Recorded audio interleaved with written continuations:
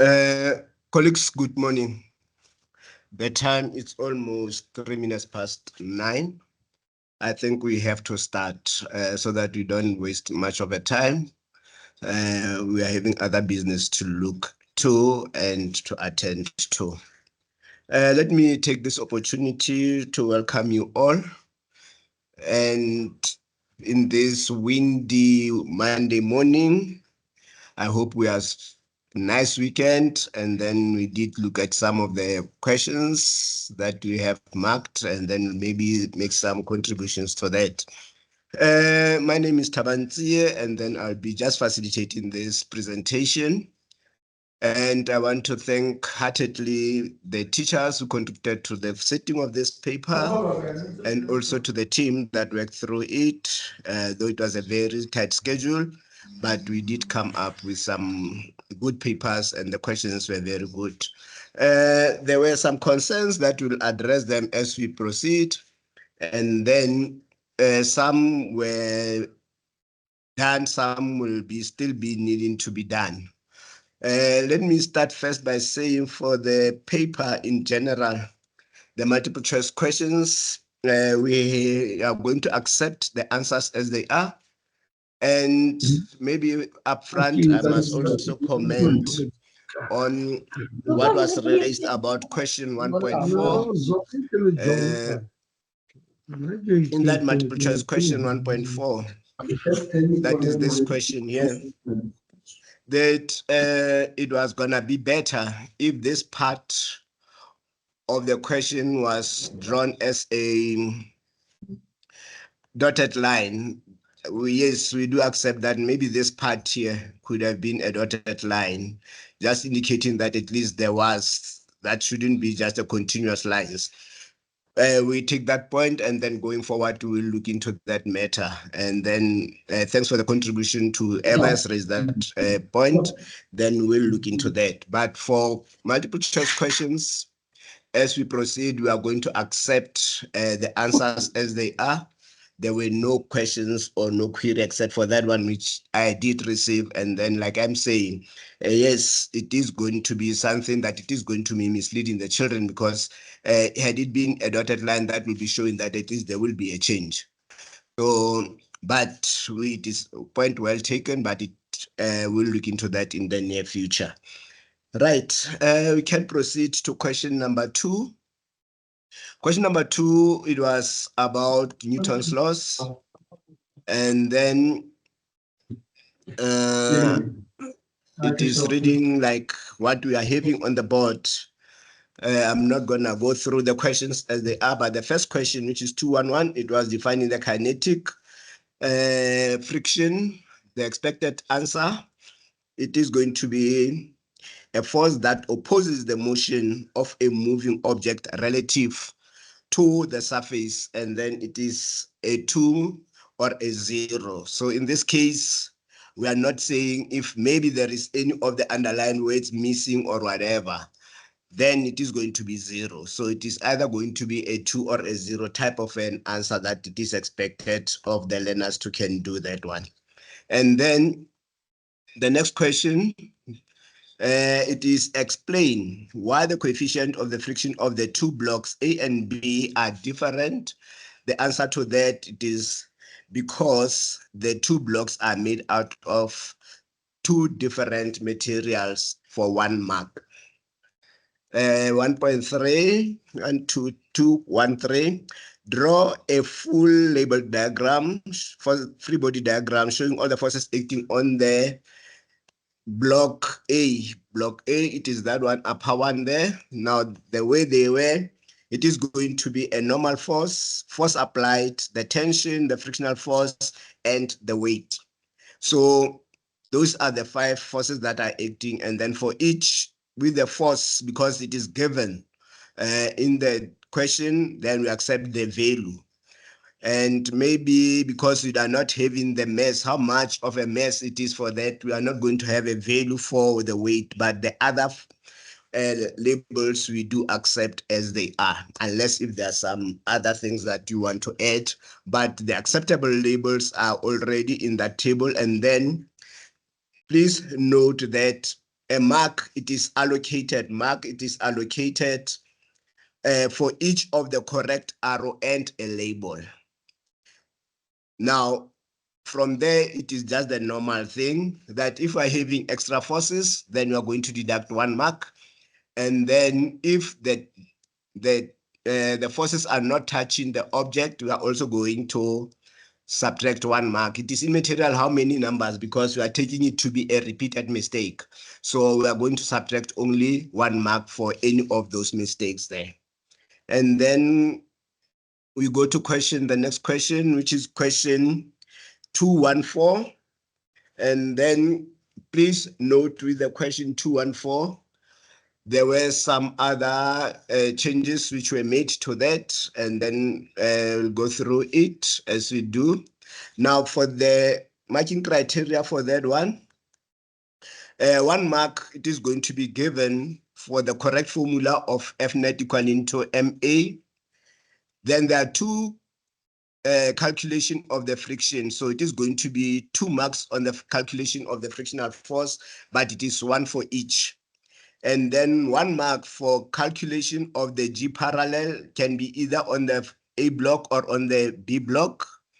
And then the correct substitution of the acceleration on either of the 2 blocks. And then equating the tensions, then it is another mark.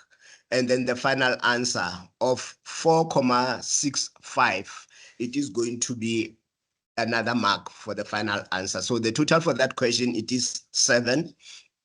Now, in the memo that we had earlier, it was indicating something like 1,16. So that value was wrongly calculated. Hence, that calculation, it was changed there. And then for the memo that we're having, we only look at up as positive, but we did change it to something else again. So if you go through, then for the B block, which is the 4M block, now the drawing that it is there is just to indicate what are the forces acting there. So we are having the tension force, we are having the friction, and the FG parallel. Those are the forces that are acting there. So 1 mark, it is for the formula in any form of that formula. Then it is going to be 1 mark. And then there will be a mark on the substitution for the calculation of the friction. At that point, there is 1 mark there. And then there is a mark for either of these 2 here, any for the substitution of the acceleration of 2. And then for the calculation of the FG, there is another mark, and then the final answer. So this mark here on the equal sign, it is for the equal sign, that at least the learners, they must look at that they are equal, indicating that the tensions are equal. It can be in any form. Some of the learners will just try to calculate the tension throughout, and then some can still say from here that the tension, then it is going to be equaling to 4,179, and then they substitute it into the other formula there. As long as there is an indication that a tension was used and was equated, then we are going to give it a 7-mark question. And then the other option that we included is when we are looking at it as going on the negative, then it is for the same. The marking, it is the same. The only things that have changed, it is going to be the signs of the forces. Where in that previous one, it was positive, it is taken as negative in this one. And then where it was positive on the other side, then it is negative. But the marking, it is the same. And then the allocation of the marks is still the same. That is question number 214. And then, Marnus, can you maybe from your side, Mr. Nambani is not here, just take care of the hands as we proceed, then I'll come back to you as we do that. And then the next question, it is question 2.2.2. It says there, a rock of mass 100 kg lies on the surface of planet Y. The acceleration due to gravity on the surface of this planet is 12 meters per second squared. 2.2.1, state Newton's law of gravitational universal in weights. Now, expected of that, we're expecting the answer to be each body in the universe attracts every other body with a force that it is directly proportional to the product of the masses and inversely proportional to the square of the distance between their centers. Now, in this case, colleagues, there is no way in which we can mark it partly, or if one of these it is, and one of the weights it is missing, but it must be in a correct context. Then we can look at that. For instance, if a learner maybe missed out on the weight product there and then just write masses, masses cannot be, masses can be either be added or can be multiplied. So if the weight product it is missing there, then it is going to be getting 1 out of 2. And if the square it is missing, then it means then we are not going to give any mark because now it is out of context. We are not going to be sure as what is it that they're talking about. So this thing of missing weights, we need to take care of it and then check what is it that is going to happen there. And then the next question, calculate the mass of the planet Y if its radius it is 700 kilometers. Now the answer expected, option number 1, it is coming from grade 11, then we can use a calculation of G due to gravity, and then we can still, because the acceleration is given, then G is a universal constant, G is equal to 6,67, and then in our memo, it was indicating 6,69. So please change it to 6,67, multiplied by 10 to the power minus 11, and then the M, and then the final answer. So 1 mark is for the formula, 1 mark it is for indication of that 12 as a gravitational acceleration, and then the whole of that right-hand side substitution, it is 1 mark, and then the final mark, it is on the mass of 8,8156. And then some of the learners, they are going to take it to 8,82 because of the instruction in the question paper that they must give the answer into 2 decimal places. So please check that one.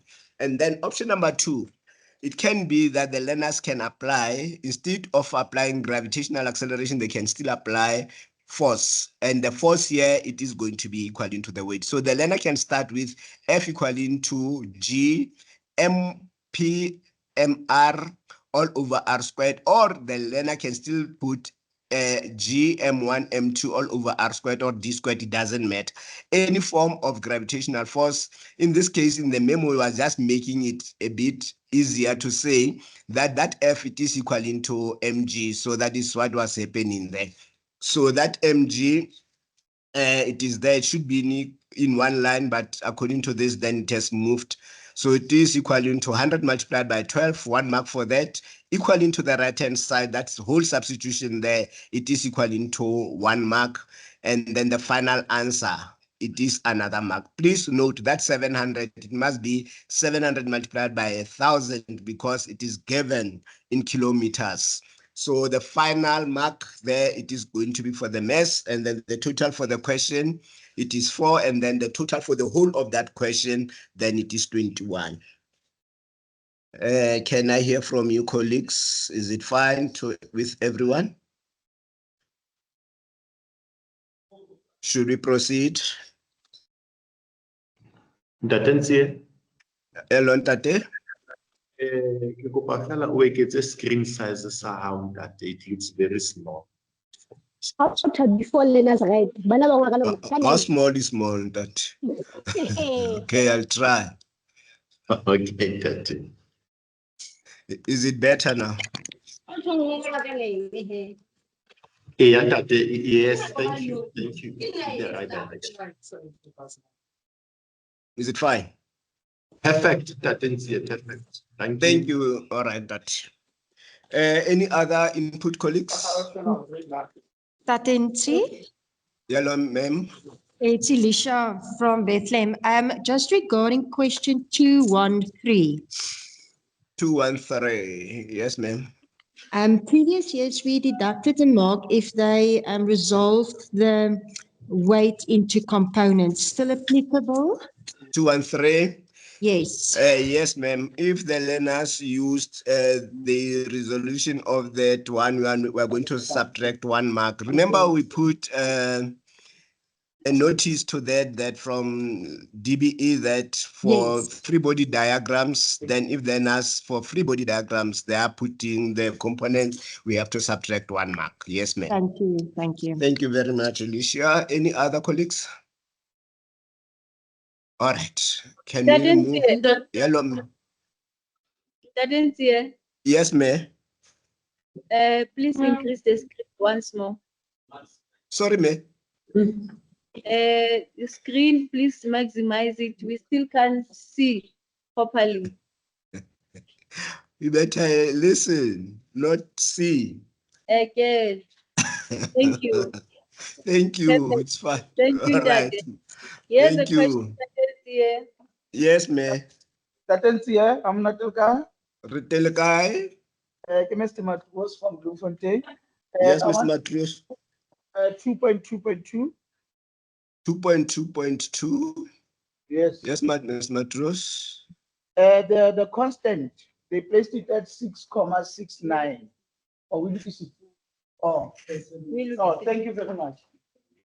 Yeah. Colleagues, maybe I should also say, with the Africans also, we have realized that the values given in the data sheet, there were some problems with those values. So please, for the Africans learners, just check and maybe do the recalculation if the learners used those values that are in the data sheet, which are wrong. And we have to rework the answers, and then we'll make it available. We'll also check on it. It is just something that came late, but we will look into that. Okay, no, thanks very much, colleagues, for that one. Let's go to question number 3, colleagues. Before question 3. Yes, ma'am. Yes, ma'am. Can you please, before question 3, just tell colleagues, Uguti, they need to check their WhatsApps.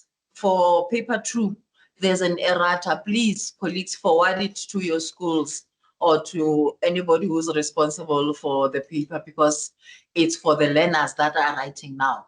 So please ensure that you forward that errata now. Thank you. It's in your groups. Thank you, Nadinsi. Thank you, Memanchu. Let's go to question 3 then, colleagues. Question number 3, colleagues, it is on projectile motion. It says that the crate of mass 300 kilograms is lifted vertically upwards from the ground at a constant velocity.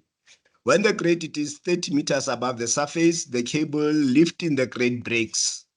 The velocity term graph below, not drawn to scale, represent the motion of the crate from the moment the cable breaks until it hits the ground after time t. Take downward motion as positive. And the effect of air resistance can be ignored. The first question, what is the magnitude of the acceleration of the crate before the cable breaks? That is the question. The expected answer for 1 mark, it is equaling to 0. So meters per second squared. And then the next question, define projectile for 2 marks. The expected answer is an object which has been given the initial velocity, and then it moves under the influence of gravitational force only. So it is either a 2 or a 0. The reason being, if ever there is a motion, then it is changing the context to the constant being a free fall. So that is the reason why it is 0 at that particular point. So I hope it is clear. So it is a 2 or a 0 for that one. And then use the graph to determine the following. 3.3, time is take the crate to reach the maximum height. So from this, the maximum height, it is reached at 0.2 seconds, as you can see from that one. And then the next question, it is 3.4. So for 3.4, it says, determine the magnitude of velocity v. So velocity v, it is actually the initial velocity of that particular crate when it was moving up. So for that one, the marking criteria, penalize once if up is taken as a positive. That means we are looking at option number 2 because some of the learners will be taking that. Why? Is because the graph already, when it is drawn, it was already implying that a direction is chosen already. So the learners need to take care of that if a direction is already given, then they cannot just decide to change the direction anyhow. Number 2, correct formula of V initial using V final equal into V initial plus G delta T, or any formula which is going to be correct. We'll see that. And then the correct substitution into the formula leading to the answer, and then the final answer of 1.96 meters per second. So that is how we are going to mark. So option number 1, it is going to be the formula V final equal into V initial plus G delta T. So it is going to be 0, and then downwards is taken as positive. The 9.8 is going to be positive, and then substituting the time to be of 0.2, and then the final answer, it is going to give us a negative value there, which is going to be 1.96. Now, in this case, we didn't include the direction because already in the question, there was a direction. So if a learner just put that magnitude, because the question, it was all about the magnitude of the velocity. So there's no need for the interpretation of that value there.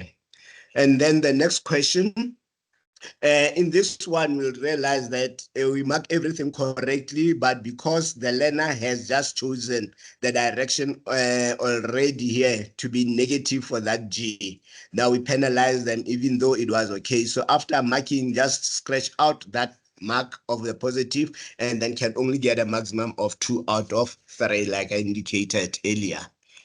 And then number 5, 3.5, the magnitude, the maximum height crate reaches after the cable has broken. Now for that one, the marking criteria, it is outlined there.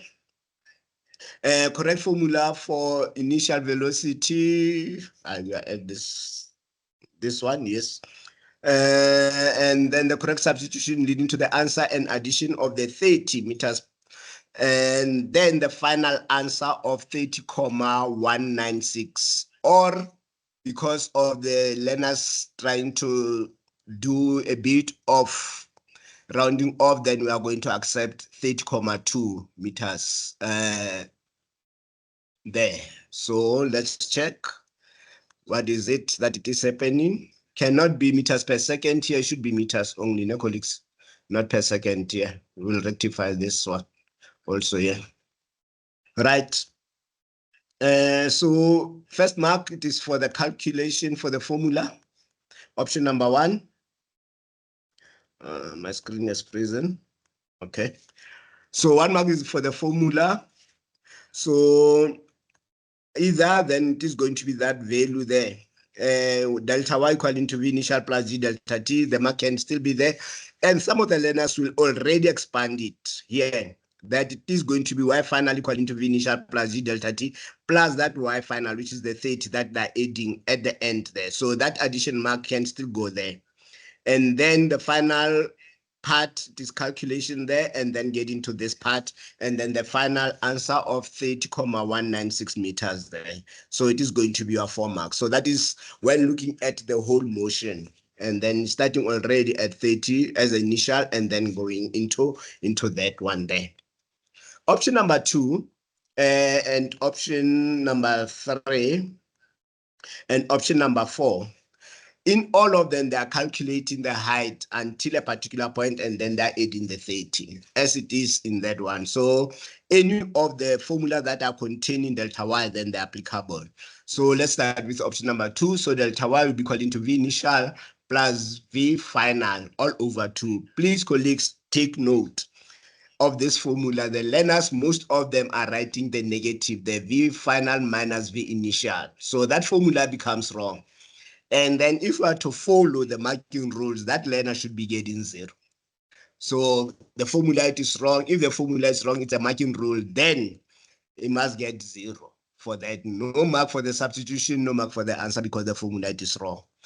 So, but if the formula is right, then we are going to mark the way it is. Then we are having that negative 0.196 meters. And then ultimately we are going to add the 30 to it. And then we get to the final answer. Option number 2, still the same, v squared final equal to v initial plus 2g delta y.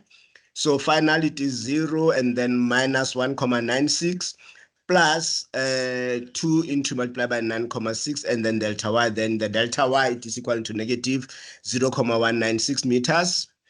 And then we add it to the 30 to go to the final answer. So in both instances, we'll see, in fact, in the 3, let's finish the third one. The third one, it is also the y delta y equal to v initial plus g delta t. And then just taking the first part, and then it is going to be 0 minus 1.96 multiplied by 0.2 plus half g delta t squared, the substitution. So in the 3, you'll see that for the first calculation, before adding the 30, there are 2 marks. 1 mark is on the formula, 1 mark it is on the substitution. There is a mark here that is just that the arrow, the line here, it is running across that particular mark. There is a mark for the substitution on that first, on the other part there. So here there is a mark here. It is just that this line here, it is running across it. So we are having that mark there. So it is going to be 2 marks there. So, and then we add the 30 and then we go to the final answer. So the final mark, the total for that question then becomes 4. Hope it is fine. And then we move on. The time taken for the crate to hit the ground for 3 marks, which is 3.6. And the 3.6, the criteria, I think it is clear. Correct substitution into that formula. And then correct substitution, and then the formula leading to the final answer, then we get that correct answers. And the final time of 2.68, this is what we are having. So we are having the 3 options in your original memoranda, and then we added the 4th one. The first one is looking at the whole motion, then delta y equaling to v initial equaling to initial multiplied by delta t plus half g delta t squared. And then the whole of that substitution, 1 mark, and then the final answer of 2.68 seconds. Option number 2, it is when we are starting from the maximum height. So from the maximum height, now your delta y is changing. It is 30.196, and then the initial velocity will be equal to 0, and then you substitute, and then the final answer. Now we get a final answer of 2.48. But remember, from the point when it was projected until the maximum, there was also a 0.2 seconds, which was there. Hence, it should be added to that. And then we end up with that 2.68. Here should have been a 6, not a 4. It should be a 6, yeah. 2.68. Please rectify that.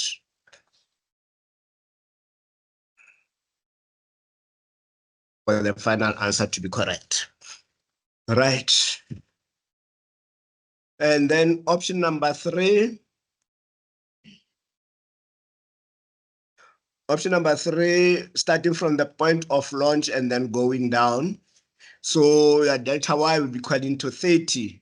Now, if you look at option number 3 and option number 1, the difference, it is a sign change from negative 196 to that 1.96. So 1 mark for that.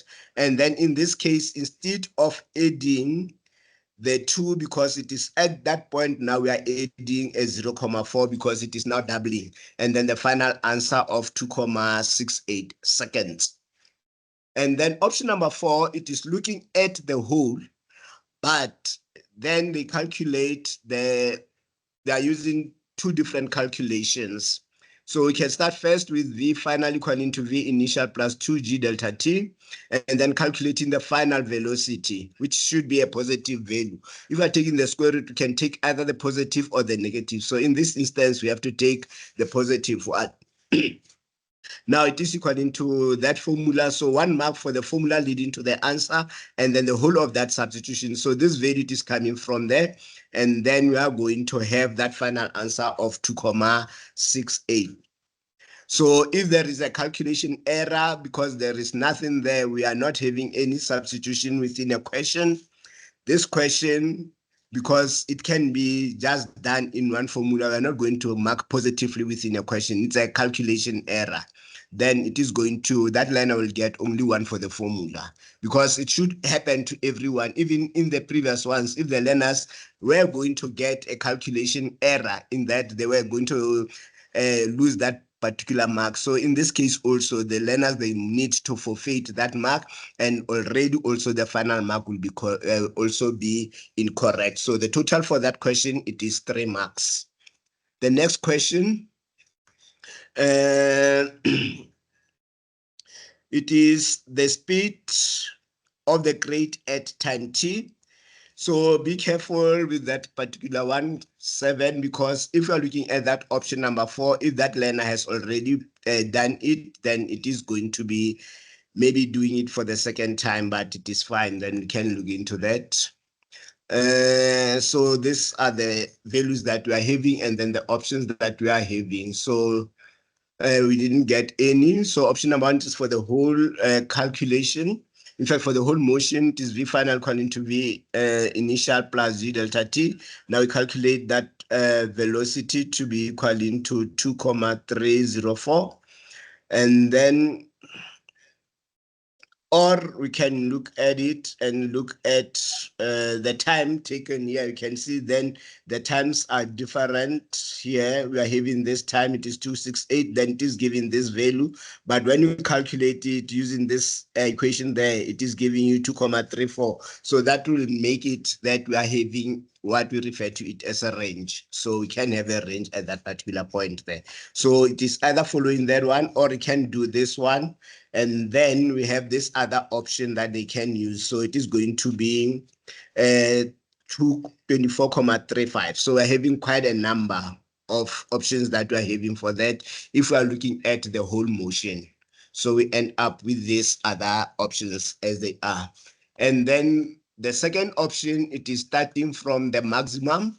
The only thing that is changing, it is just that V initial becomes 0, and then the total time that was calculated. Here it should have been 6.8, colleagues, please. Let's rectify this 6, this one should be 6, here it should be a 6. And then we calculated that value to go to that. And then the rest are still the same as in the previous one.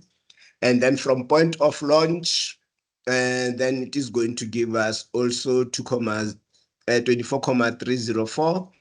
Or we can use this other formula here, then it is going to be 24,33. Or we can use this other formula, which is going to be 2,35. So I hope these values are correct. Hence, we take this range there, starting from 24,30 to 24,36. Here it is a 36 because some of the learners will take that 5 to 6. So we give it a benefit.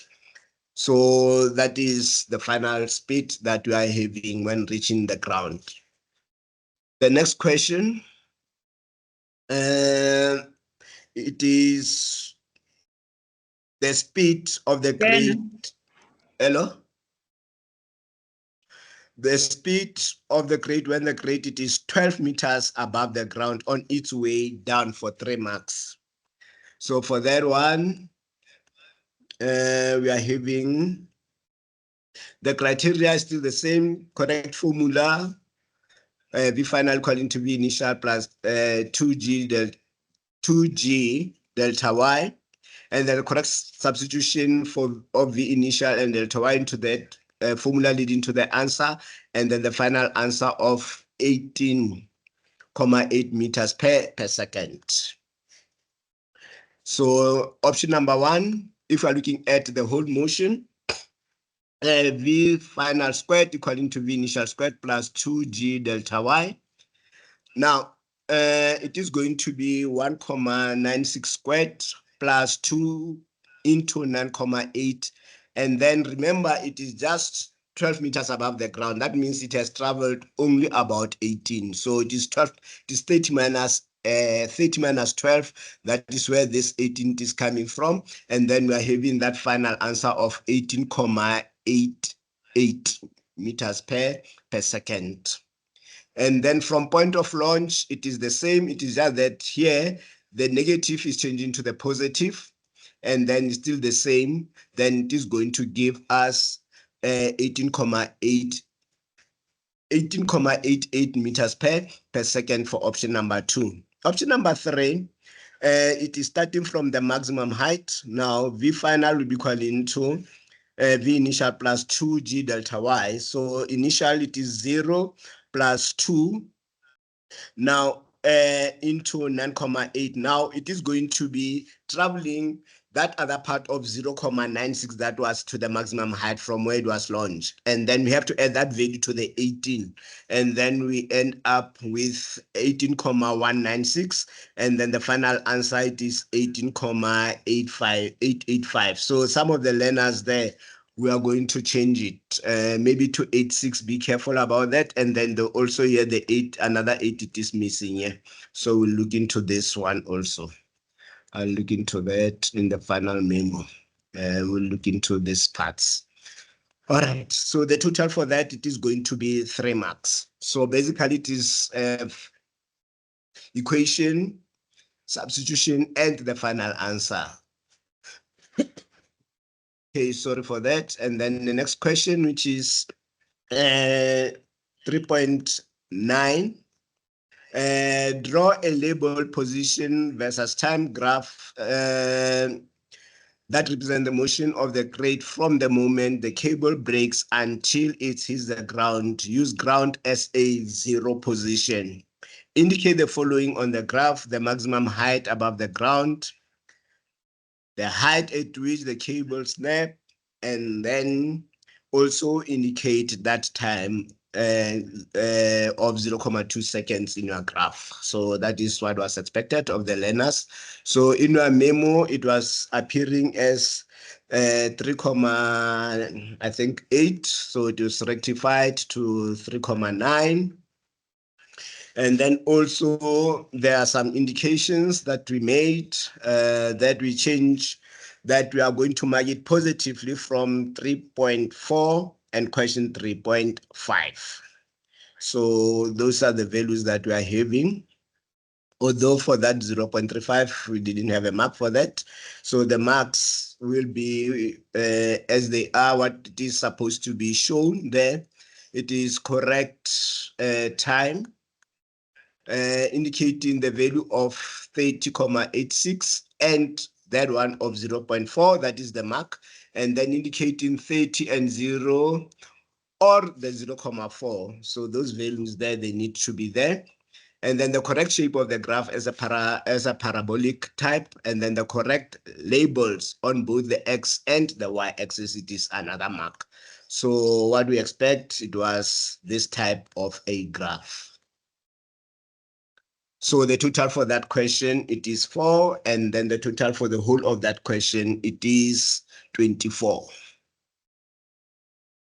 Any questions before we proceed, colleagues? Any inputs? Yes, I can see. Question Yes, ma'am. 3.9. 3.9, If the yes. Yes, on the graph, if the learners took now as upwards as positive, I know the instructions at the beginning was take downwards as positive. So if the entire graph is flipped upside Yes. down, do we subtract a mark for not complying with the instructions, or how do we go about that? Thanks for the question. Ma'am, I think for that one, because we needed a skill, actually we are assessing the skill for these learners that they can draw the graph, because we try by all means to adhere to the diagnostic report that these questions, they must address the diagnostic report. What we are going to do is we are going to check the scale. Did he draw the parabola? Did he put the points together? Did they put the times together? Then if that everything it is correct, then and then flip this mark, then we can agree to give at least a 3 out of 4, just to show that at least there is something which is not right there. Okay. Will that be fine Thank with you. you? Is it Perfect. fine, Thank you colleagues, very with much. you? Yeah, no, it's fine. Are we okay, colleagues? Any other question?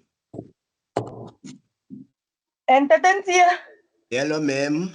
on the chart here, they say actually question 3.6, it works out to 2,48, not 2,68. 2,48. Yes. Okay, no, we'll look into that. We'll look into that. Thank you very much. And then we Thank have you for another taking. hand. Aramela has a hand up. I don't know if it's an old hand. Aramela, you're welcome. Thank you for managing that. Continue managing, ma'am. Okay. Okay. Okay. Yes. Yes. Morning, Daddy. Morning, Tate. This is Mr. P here from Boshoff Combined. I didn't hear the name, sir. It's Mr. Pinzi from Boshoff Combined. Okay, Mr. Pinzi, yes. Yes, Daddy. Daddy, my request was very simple, Daddy, that you appear to be moving too fast for me. There's some things that I missed out in your presentation. I was asking Daddy if you could just pace your presentation a little bit slower, Daddy. Would that be possible?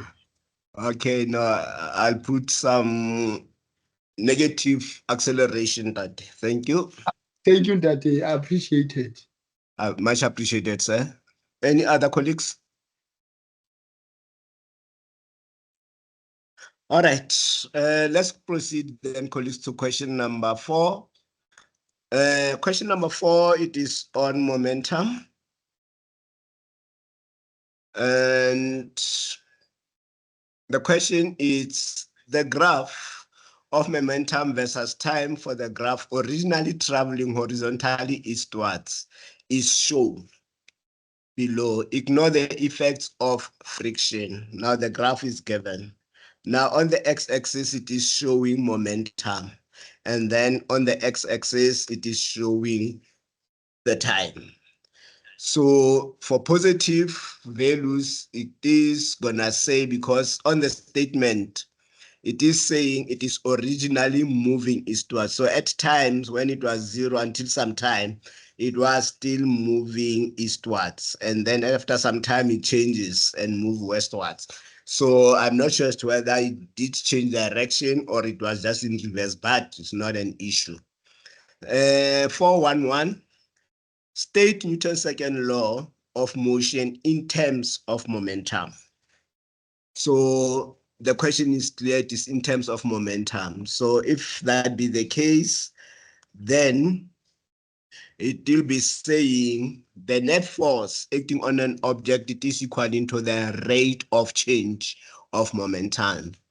And key to this, it is that key weight, it is the rate.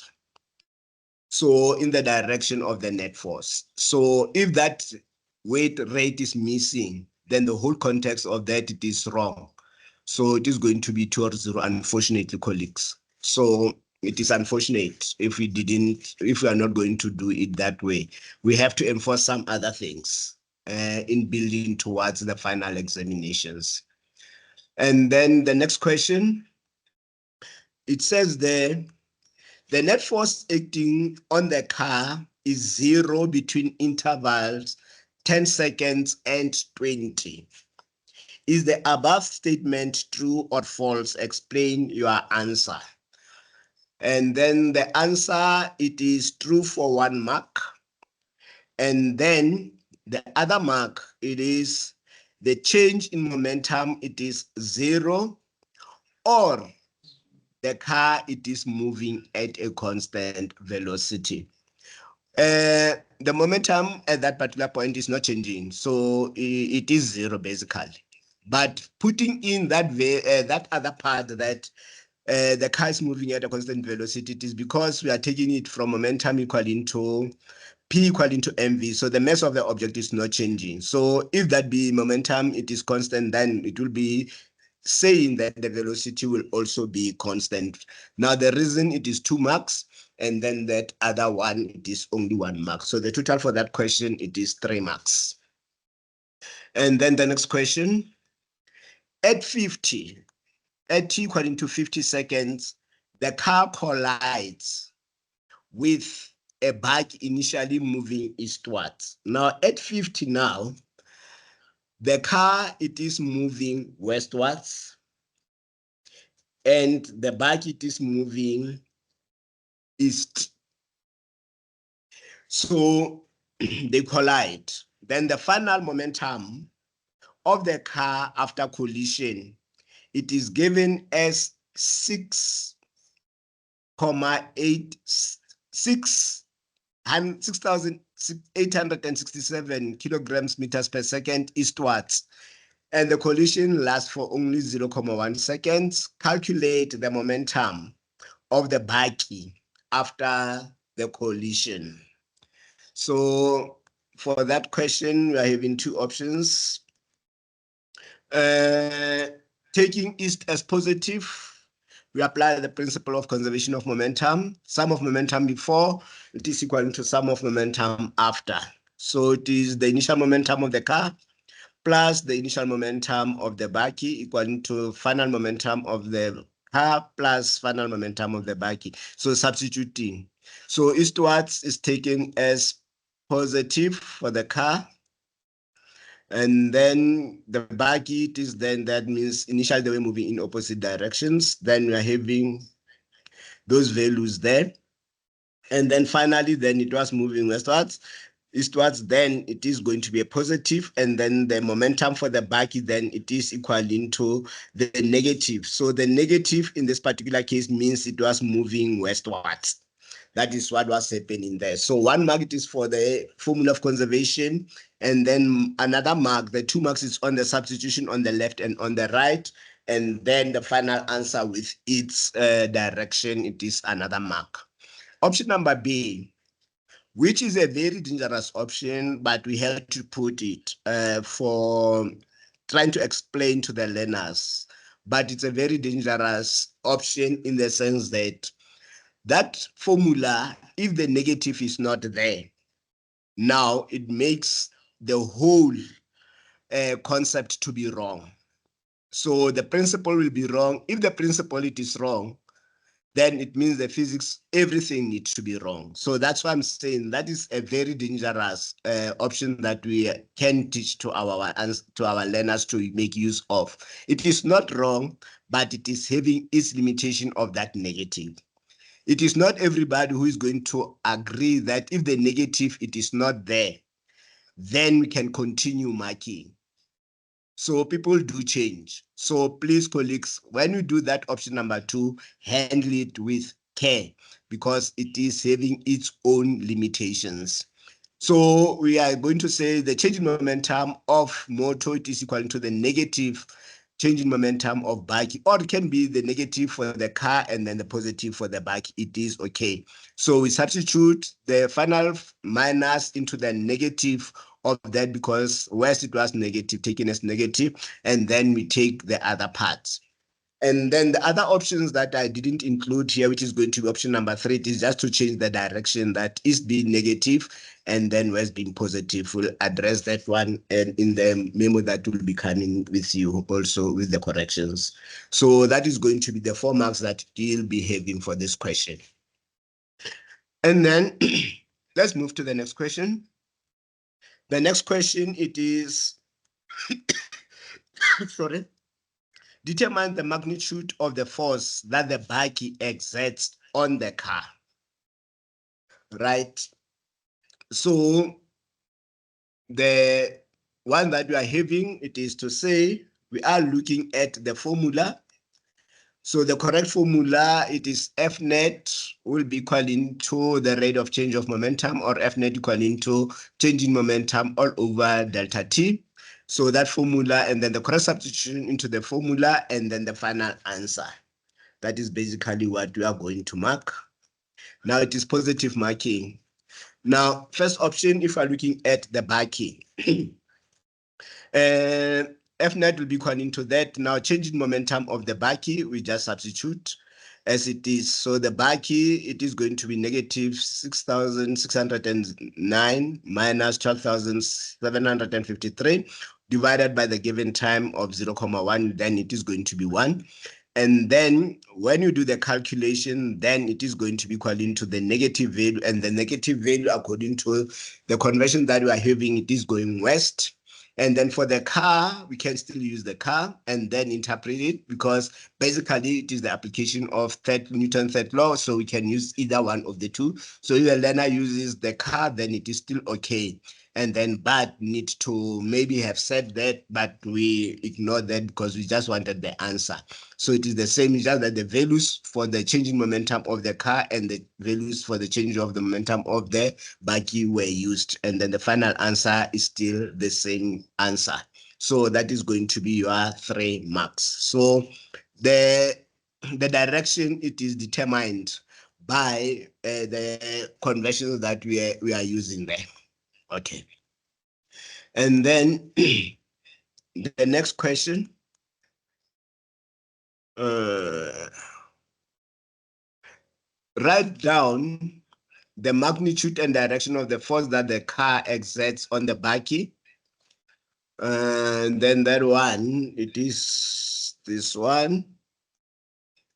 It is going to be equal into 1,94 multiplied by 10 to the power of 5. Then it is going to be eastwards for 1 mark. And then the next question. 4.2, a pendulum of mass 12 grams is suspended at a height 5 meters above the ground at position A. The pendulum is set in position A as shown in the sketch below. The pendulum swings down to position C, striking a stationary crate X of mass 4 kilograms. Ignore the effects of friction and mass of the string. First question, 421. Calculate the speed of the pendulum just before it collides with the crate. Now, in this case, the answer, we are going to apply basically mechanical energy. Reason for mechanical energy is because this is not a linear motion. So equations of motions, they are falling off. So we have to use energy principles for this. So it is going to be mechanical energy at point A will be equal to the mechanical energy at point C. So any form of that formula will be okay. Now substituting the left-hand side, because it is stationary, the kinetic energy will become 0, but the gravitational potential energy will be equal to 12 multiplied by 9.8 multiplied by 5. And then when hitting that, then on the ground, the height it is 0, and then we have half multiplied by 12 v squared. That is going to be the mass of that pendulum. And then your v final, colleagues, it should be 9,899. In the memo that you are heading, the square root was not taken into account. Hence, we are having that value, which is on that previous memo. So please correct that. Then the final answer be 9,899. That is going to be that answer there. So the total for that question, it is 4 marks.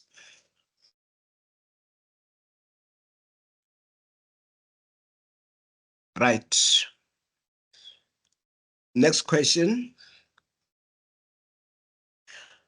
After colliding or after collision, crate X moves to the right with a velocity of 2 meters per second on the horizontal frictionless surface.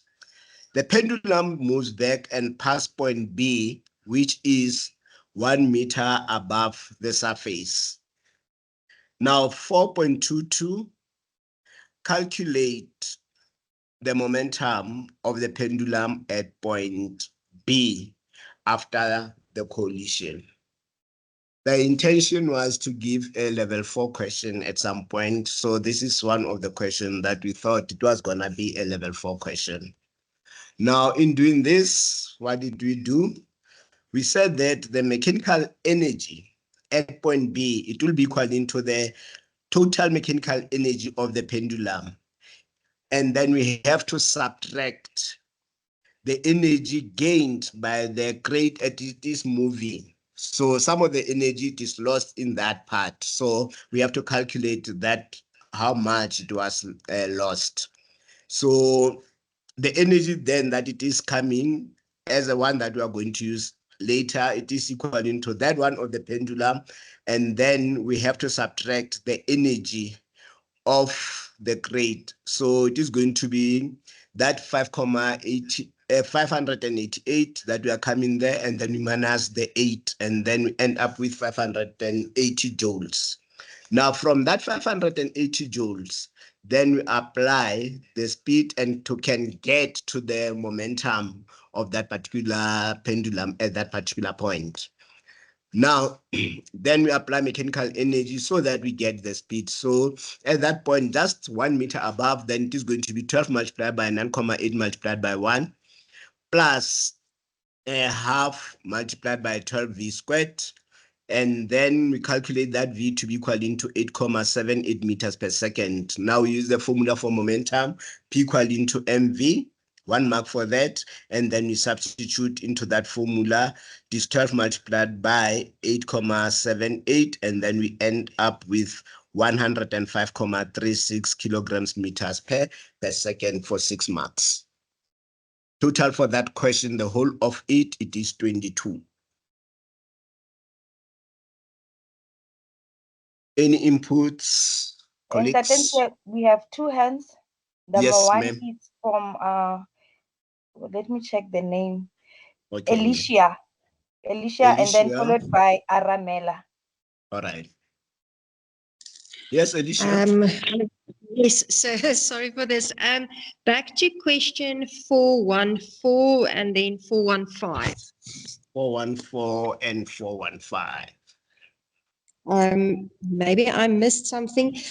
For option 1, F net was the force that was exerted on the bucky, which you said was towards the west. I know we do not mark the direction as we only asked for the magnitude, but that does influence the next question.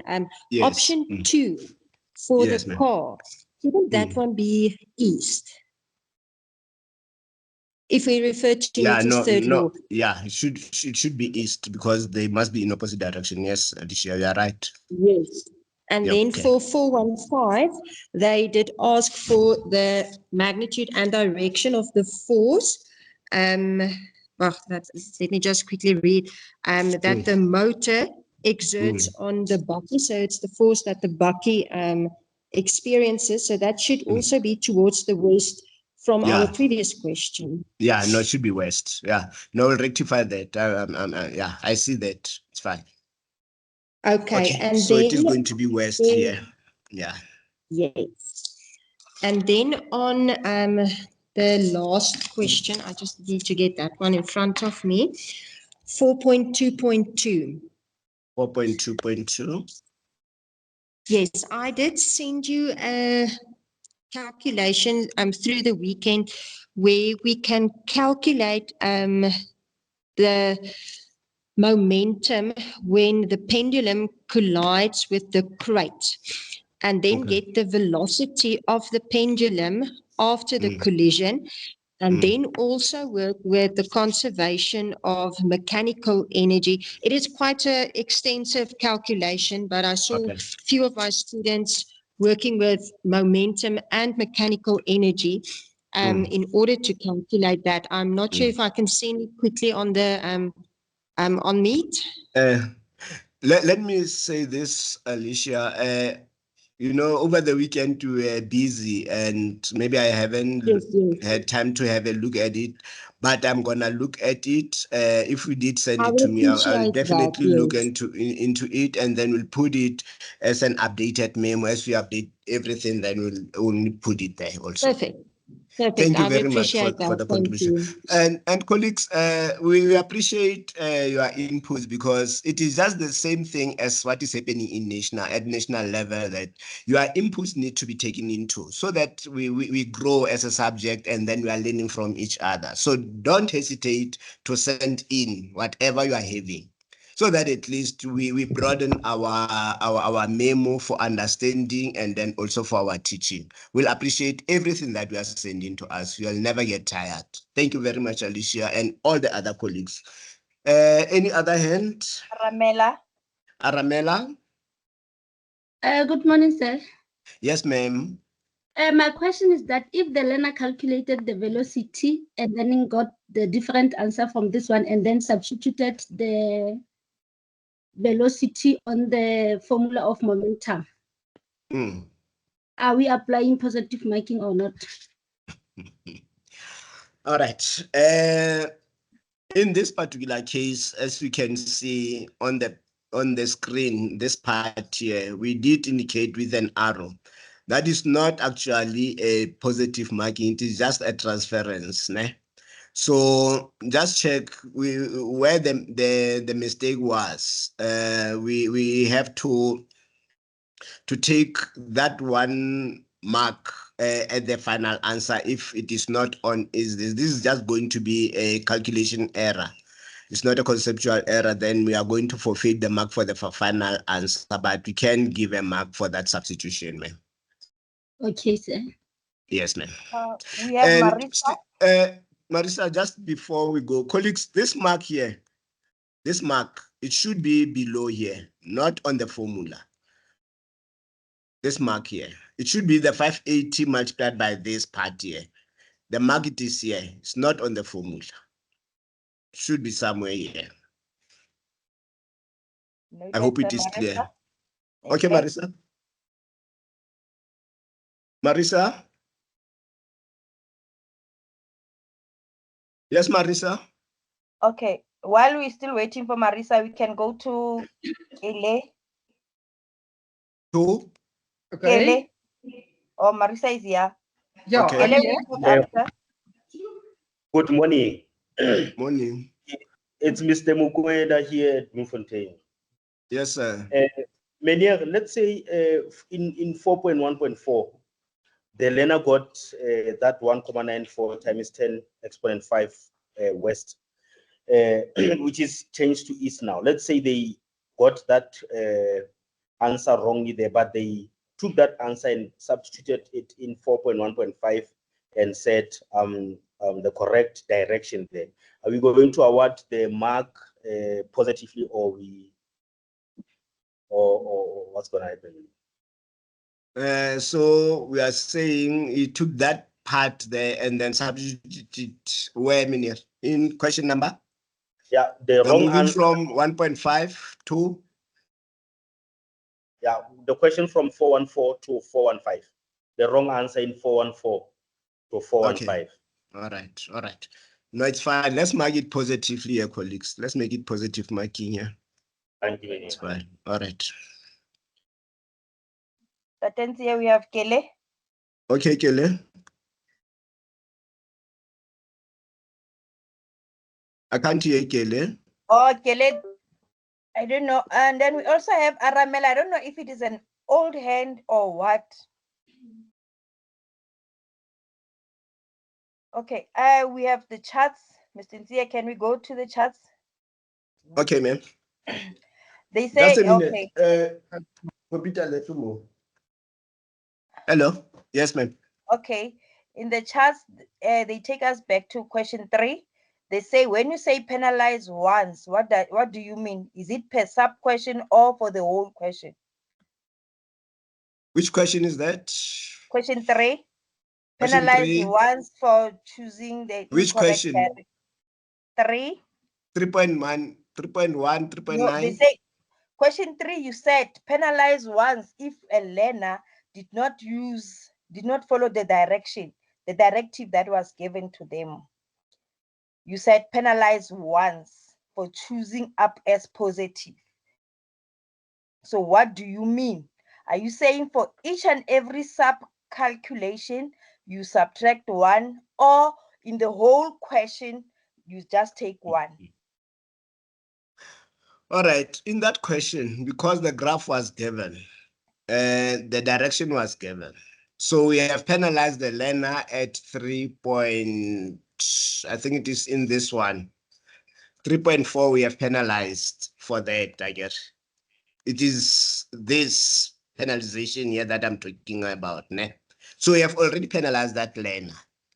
So in the subsequent questions, we have to penalize, because we have already penalized, we cannot penalize for the same calculation. Okay. So if that be the case, now we have to look at this learner has committed a mistake here, I guess. Now, when you go to the graph, I know where that question is coming from. When you go to the graph, which is 3.9, 3.9, here it is just here. You see, it is saying there is a positive marking here that it is coming. So we are not going to penalize those learners in fact, here, there are these values here. We are not going to penalize them for the values which are there. So basically, it means if this learner here, it is having the wrong graph here, we are not going to penalize if already he is penalized above. But if it's not penalized at that particular level, then coming to this graph, we need to penalize, because then the direction, it is not correct. Okay. Noted, So we sir. penalize once because we take it to be a repeated mistake of the direction. We penalize only once. Okay. Yes, Can we ma'am. go to 412? Thank you. 412. Yes.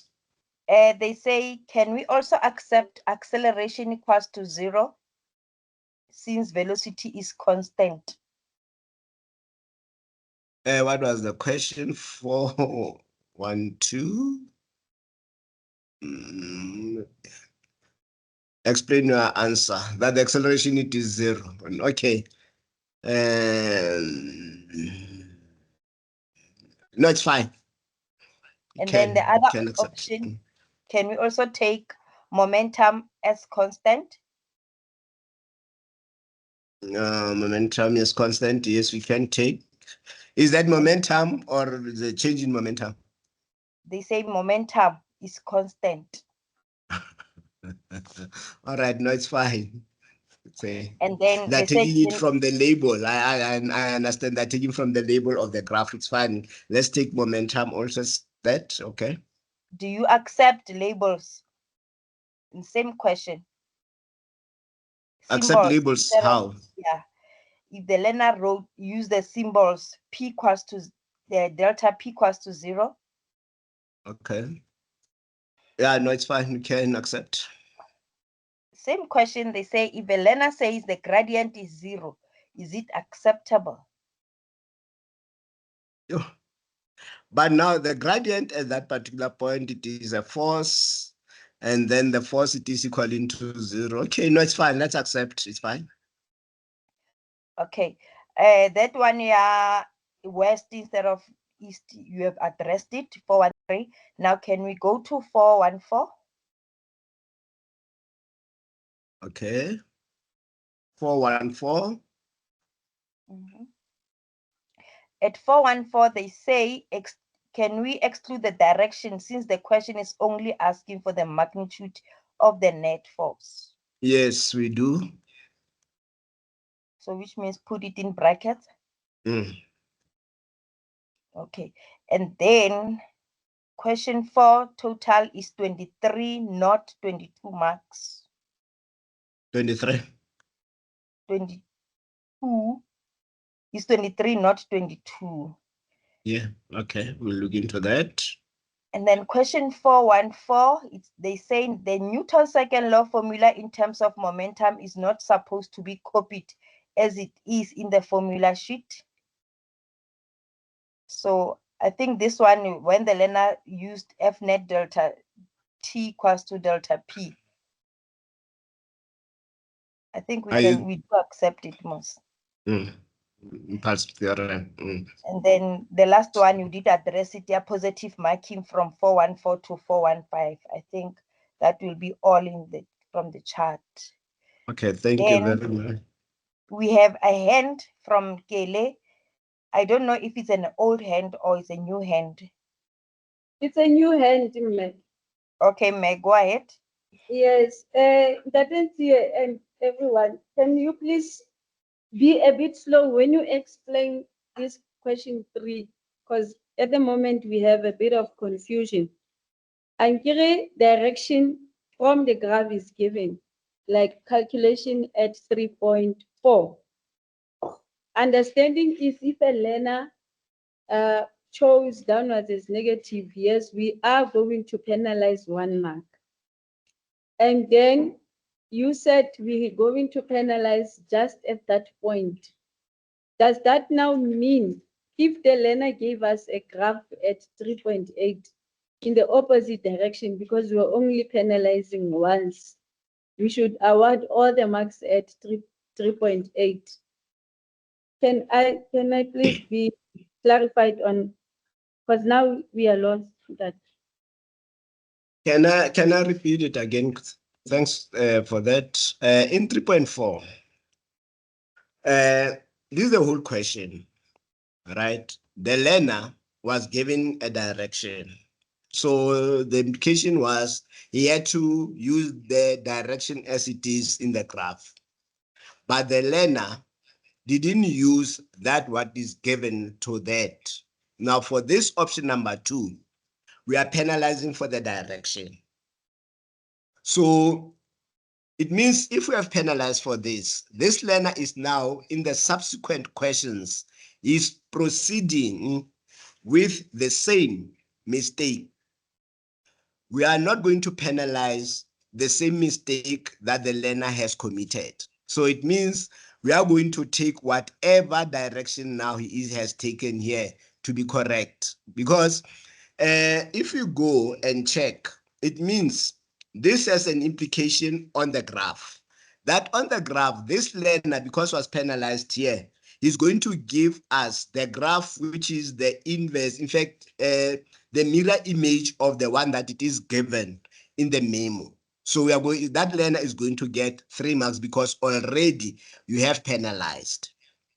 But if the learner did option 1 throughout, and when it comes to the graph, instead of using the direction that he is doing at this option number 1 in 3.4, now he's changing the graph. Now that learner needs to be penalized for the graph because the direction it is not okay. So meaning for the whole of this question 3 as it is, you only penalize once for the direction if there is a mistake on the direction. Not in each and every option. It's not in each and every option that we are going to penalize. We only penalize once because we are actually marking a scale that the learner can choose a direction, can substitute into the direction, can calculate. So we have already penalized for the direction. Now we don't have to penalize again for the same mistake. It becomes a repeated mistake. And for repeated mistake, we only penalize once. I hope it is clear now, Kelly.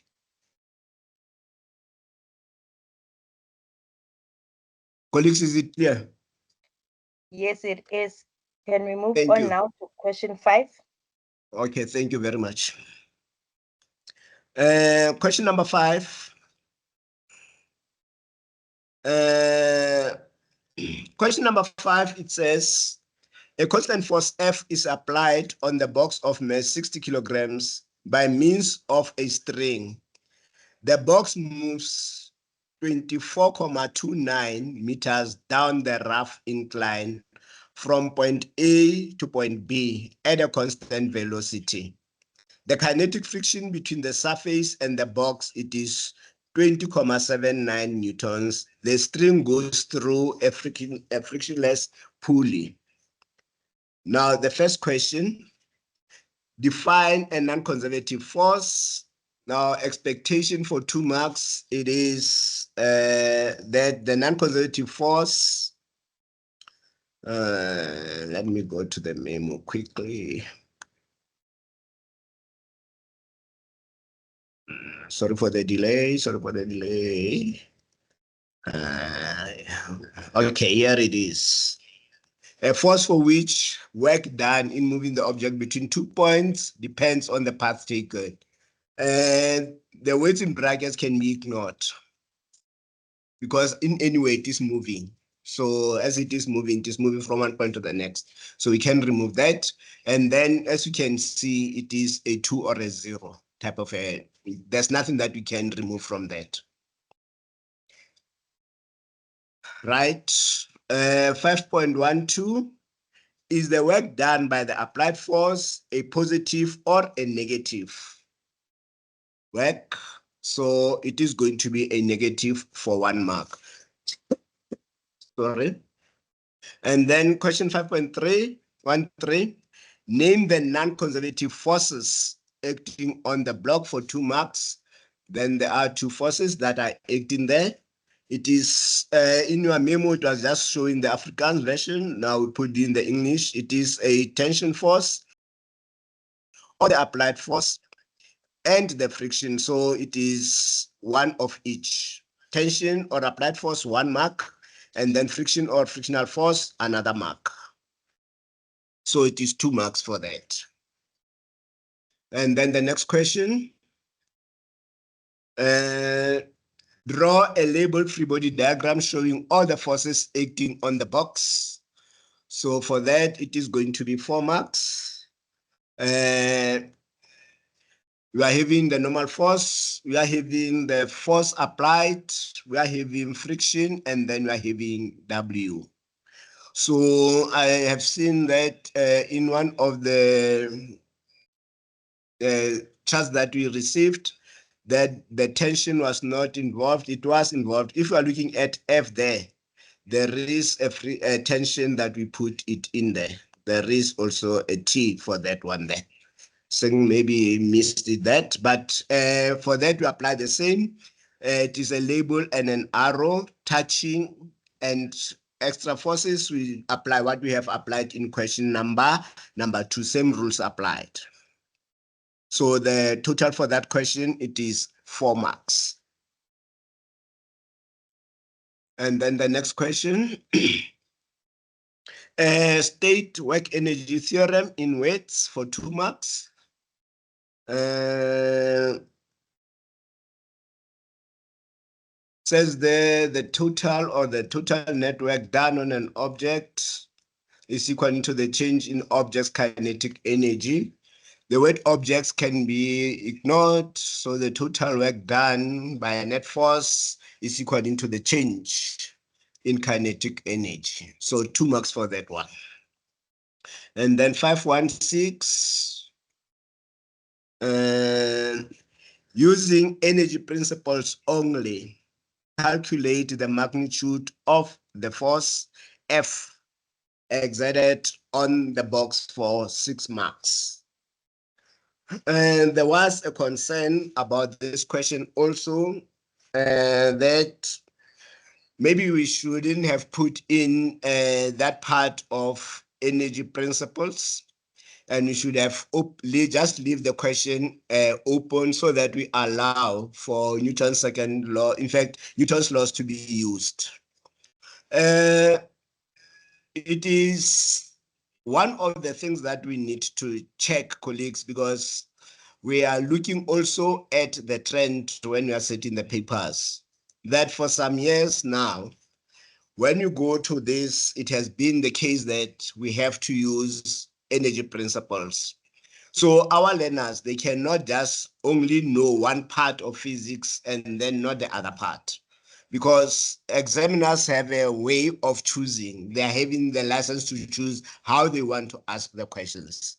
So to say it was unfair, I don't think it was unfair that we use the energy principles only.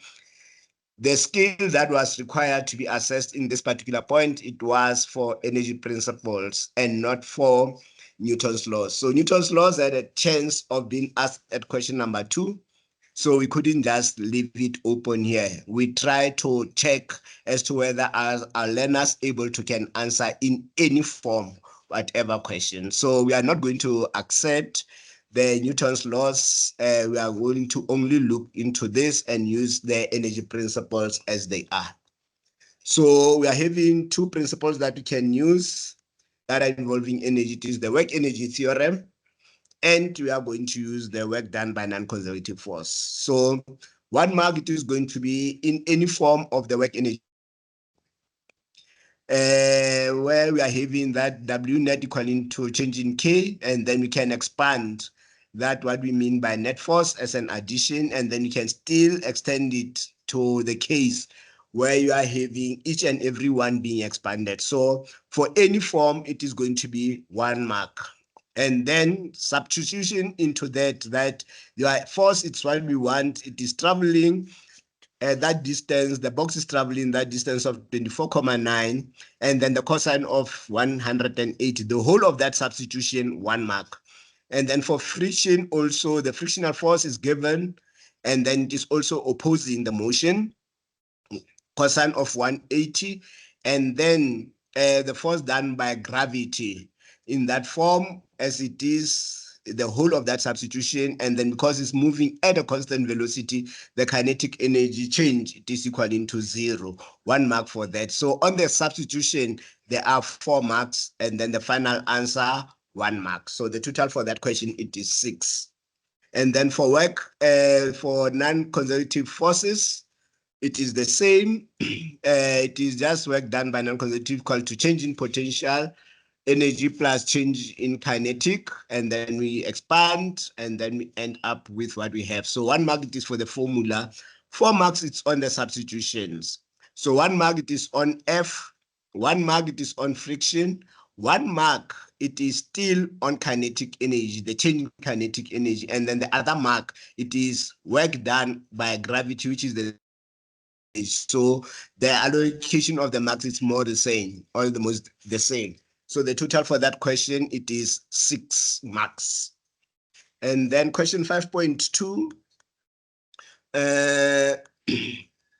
it is saying there, an electric pump is used to pump 400 kilograms of water from a borehole 5.6 meters deep to the ground at a constant speed in 4 seconds. Ignore all frictional and capillary effects. So the drawing is given, and then for 3 marks, calculate the average power dissipated by the pump. And then ignore the energy loss in the form of heat and in the form of sound. So for that question, it is a power question. So power, it is equal to work done divided by the change in time. So the work done, it is done to overcome actually gravity. So it is that change in height, and then divided by the change in potential divided by the time, and then we're having that substitution there. 400 multiplied by 9.8 multiplied by 5.6 divided by 4 seconds, and then we end up with 5,488 watts. 3 marks for that question. And then the total for the question, it is equaling to 20. We have lost electricity here, but I think we'll be able to continue. Any questions? Sorry for my colleagues who are at the TIA center. The electricity has just went down. Any other question, Mem Malashela, from your Nothing side? from my side, nothing that I think we can Nothing. continue. We can continue. Yeah, Okay. teachers are happy. They're happy. No, it's fine. Let's go to question number 6. Question number 6, it is on wave, sound, and light. And then it says there, a detector placed on the side road records a sound waves of frequency 615 hertz. The distance between the car and the detector is 30.85 meters. The speed of sound in air, it is 330 meters per second. For 6.1, it says there, define the phenomenon described above. So the expected question, the question says, define. So means we have to give the definition of what you see there. So it is the apparent change in frequency or pitch of sound detected by the listener because the sound source and the listener have different velocities relative to the medium of sound propagation. So that is 2 marks. So we can see there it is basically hard marking the way it is. Right? And then, or we are having this one, an apparent change in the observed frequency or pitch or wavelength because the relative motion between the sound source and the listener for 2 marks. So those are the 2 options that we do accept. And then the next question, 6.2, calculate the speed of the car. So detector displays that, and then it is having that, so it is approaching. So we are having these 2 formulas. The ordinary Doppler formula, frequency of the listener equaling to the way it is V plus or minus VL all over V plus or minus VS multiplied by FS. Or it is just FL, and then the detector is stationary, then we can ignore that. But when you use that formula, we cannot below the line use another sign, it should be a negative, not a plus. So it is a substitution. So that means it is going to be 315, 1 mark for that, and then the whole of that substitution, 1 mark, and then the final answer that it is moving at 61.71 meters per second for 4 marks. So 1 mark is for the formula, 1 mark is on the 615, and then the substitution on the right-hand side, and then the final answer of 61.71 meters per second. And then we go to the next question. The next question, calculate the time it takes the car to cover the distance of 30.85 meters for 3 marks. So this one, positive marking from 6.2. So that speed that was calculated there can be used in this next question. So V equaling to delta X all over delta T, 1 mark, or speed is equaling to distance all over time, or the upstand divided by time here in Afrikaans. We'll look into that, we'll rectify it. And then substitution to 61.71 divided by the distance given, and then we end up with time of 0.499, or some of the learners are going to give it to you as 0.5 seconds. So that is 3 marks for that. And then the next question, 6.4, the spectrum of a distant star when viewed from Earth is red-shifted. 641 is the star moving away from or towards the Earth explained. The answer, it is moving away from. Why? Is because a lower frequency is detected and the spectral lines are shifted towards the red end of the spectrum for the second mark. So 1 mark it is for the direction, and then what is it that we are detecting on the frequency? It is a lower frequency, and then we talk of the spectral lines being shifted because we are talking of shifts here, red shift and blue shift. So the spectral lines are the ones that are shifted towards the red end of the spectrum for 3 marks.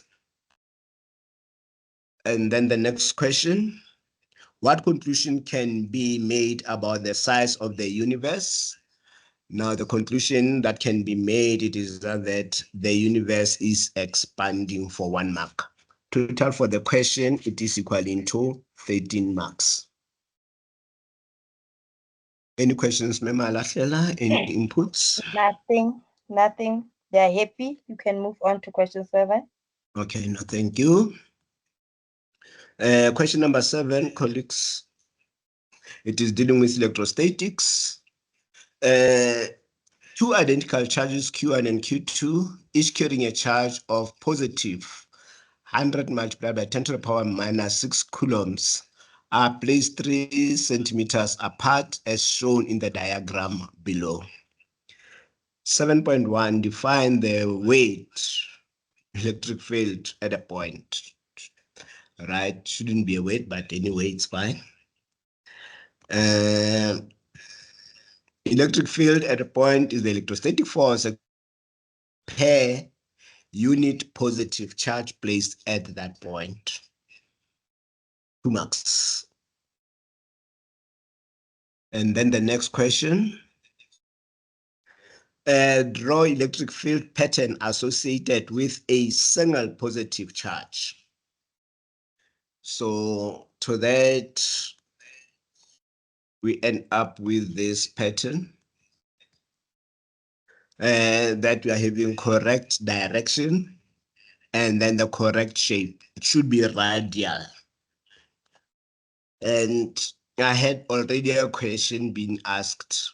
What if the learner just draw 4 lines, one up, one down, one to the left and one to the right? How many marks should we give? Colleagues, we have to give 1. That is not radial. So penalize for the shape, please. We need to get these learners to do things correctly while we are still having time. Shouldn't be surprises come the end of the year. Okay. Next question. Third positive charge Q3 is placed 3 centimeters away from Q1 in the diagram below. So another one it is just put in. Now 7.3 state Coulomb's law in weights. So it says that the magnitude of the electrostatic force exerted by 1 point on another charge is directly proportional to the product of the magnitude of the charges and inversely proportional to the square of the distance between them. Now, charges are small. That is why we are using between them. Whereas in the gravitational force, there are bodies that are quite big. Hence, we are taking the distance between their centers. So let's emphasize these things because we are not sure when will the examiners change.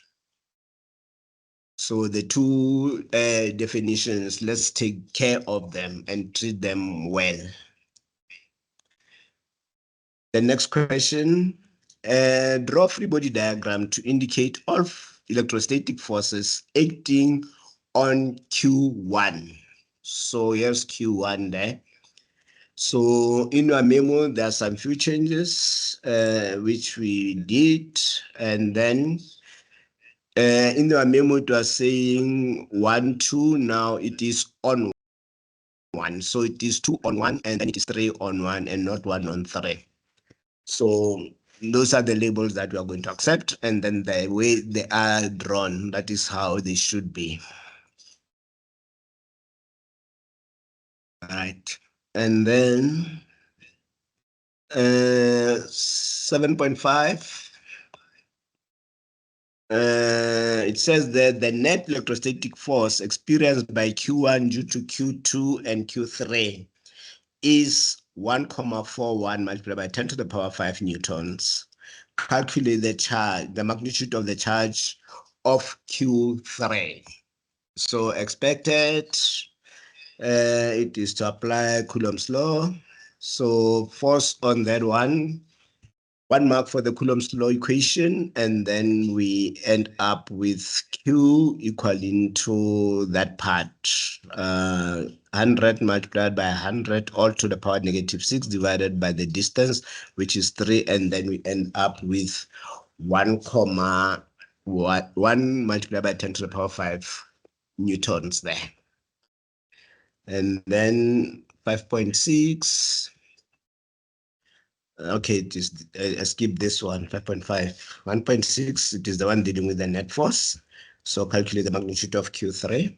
Sorry for that. For that one, it is positive marking from 7.5 because we need that for the net force. So force 32 or 23, it is equal to that. And then the charge on Q can be calculated, and then applying theorem of Pythagoras, we're having the net force given, and then the force of 2 on 1, and then that one, it is equal given. And then the one that is calculated, it is there. And then this mark here should go a bit towards the right. This one here should be moved more towards this side here. So the total for that question, then it is equaling to 4 marks. So it is positive from there. So there is a substitution for the calculation of that force N2. And then the calculation, the Coulomb's law, in fact, the Pythagoras doesn't have a mark. It is substitution on the values of the forces, and then the final answer. That is what we have. Memo Lasela? And here we have 2 questions on the Yes, chart. ma'am. 7.2, 7.2 drawing of charges on the fields on the sphere. Is it a charge on a charge? Yeah, they say, do we allow shading of the charge? So luckily on the memo, it's already shaded. Now, they also say, this time we have a beautiful shaded sphere or charge. Is it a way forward to avoid lines going inside? Follow-up question for the current marking. If they do not shade, what should happen if the lines are going inside the charge? Colleagues, this is the picture. Your learners, they are going to draw without shades.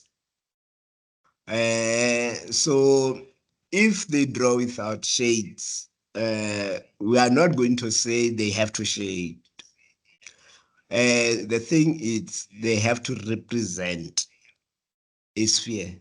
Let them represent a sphere and put the charge of that sphere so that we can see it. But if the lines are coming into that, we are going to subtract 1 mark, colleagues. We know those those criteria. This question has been there for long. We know what is it that we are penalizing. Remember, colleagues, we don't have to come up with ways of letting our learners do things that ultimately are going to cause them. So let us not be too innovative in trying to protect their marks.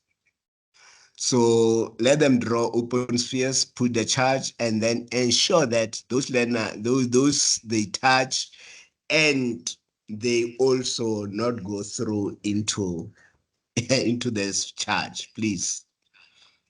Yes. Okay, thank you, Tate. We have a hand from Kele. Kele? Yes. Colleagues, that on 7.4. 7.4. Yes, ma'am. Yes, if the learners just gave us the direction of the forces without labels, are we giving 0 or at least 1 out of 2? No. Can you go, I guess this is a free body diagram. Can you go back to question number 2 and look at what is it that we are awarding mark? We are awarding a mark for free body diagram for a force label with an arrow. If the label is not there, we cannot give a mark. But then it means, Ankere, if you're saying we are going according to question 2 for clarity intertency, I see 2 arrows that are correctly represented by the learner. Yes. Now, Akere, if you say Riaka question 2, it means we are penalizing for labels. So the first mark would be good. Okay, no, it's fine. Then we can, that's what I'm saying. Does that mean then 1 over 2? I apply Mulao over question 2. Because the only problem will be labels. Can you go to the question itself? The question says, draw free body diagram to indicate all. So he has to give us the indication of which forces are those. And how do they do that? It is through a label. In a free body diagram, there is no way we are going to give a mark if there are no labels. We are not giving any marks. So that learner, if there are no labels, they are going to get 0, unfortunately. I'm thinking that, hey, wow, come on. Wow, Ntate Yes, Nsiye, ma'am. another question, if the subscripts are not given on 7.4. What Like is the it that learner it is just write given? false. The subscripts 2.1 and 3.1. Now, I want to ask colleagues now. If a learner, maybe for a normal, you just write false, are you gonna give a mark? And for weight, you just write F. All these are forces. Hence, it is saying it is a free body diagram. Free body diagram, it is representing forces. So if you are telling us it's still a force, really, you are not answering what we want. So if there are no labels, clear labels, all these are forces, but they're having names. So we have to give them the names. That is how we draw free body diagrams. So if it is just a force without any label, we can't really. Or a force, they're all forces, but what type of a force is that? We need to have the labels, colleagues. Unfortunately, it is this type of discussions and this type of questions that we need so that at least we try to help our learners. They shouldn't come as a surprise come the end of the year that they are going to be penalized. Let's penalize them now so that at least they learn from their mistake. Now, if we wait until the end of the year that they are going to be penalized, now they are not going to learn anything. It is sometimes good to be lenient, but being too lenient also, it is not good. Okay, and Ntate Nsiye, I suggest you also put the notes next to the free body diagram on 7.4. Ma'am? I suggest that you put the notes as you did on question 2 and 4 next to the free body diagram on 7.4. Okay. Yeah, Kele, I see a hand, or is it the old hand?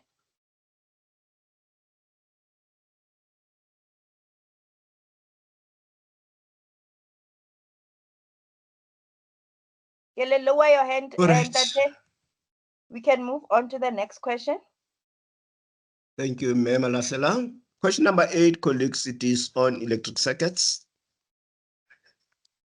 And then it says that a battery of an EMF 3,11 volts and unknown internal resistance R is connected to 3 resistors, a high resistance voltmeter and an ammeter of negligible resistance as shown below.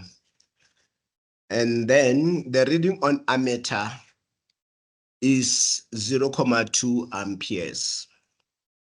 Now, the first question, 8.1, what is meant by EMF of 3,11 volts? The expected answer, it is this, that it is actually 3,11 joules of energy transferred per coulomb of charge or per unit charge. Then that is going to be the 2 marks. So the underline and part marking, it should be as it is. And then question number 2, calculate the 2.1, the reading on the voltmeter.